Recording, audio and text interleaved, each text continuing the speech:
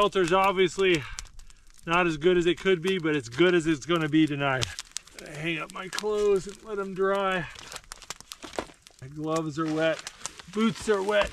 These logs are frozen and covered in ice. Makes them really cold and it's going to get me wet, so we got to dry them.